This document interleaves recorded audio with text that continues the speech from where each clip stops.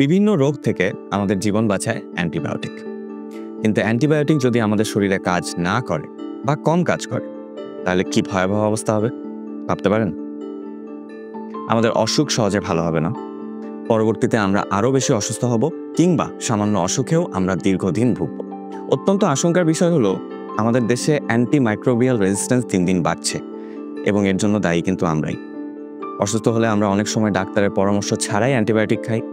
কিছুদিন পর যখন রোগটা একটু কমে যায়, আমরাও কোর্স কমপ্লিট না করেই অ্যান্টিবায়োটিক খাওয়া ছেড়ে দিই। আবার অনেক সময় প্রয়োজন ছাড়াই বা প্রয়োজনের চেয়ে অনেক অতিরিক্ত মাত্রায় অ্যান্টিবায়োটিক আমরা খাই। ফলে ব্যাকটেরিয়া ও ভাইরাসের মতো জীবাণু পুরোপুরি ধ্বংস হওয়ার বদলে আরও শক্তিশালী ও সক্রিয় হয়ে ওঠে। আর এসব রেজিস্ট্যান্স জীবাণুই ওষুধের কর্মক্ষমতা হ্রাস বা নিষ্ক্রিয়তার কারণ।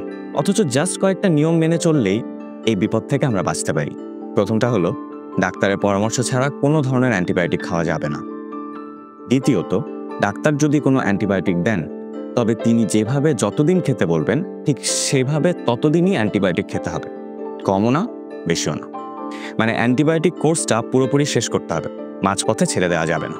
আমাদের একটু সচেতনতাই ঠেকিয়ে দিতে পারে অ্যান্টিমাইক্রোবিয়াল রেজিস্ট্যান্সের মতো ভয়াবহ বিপর্যয়।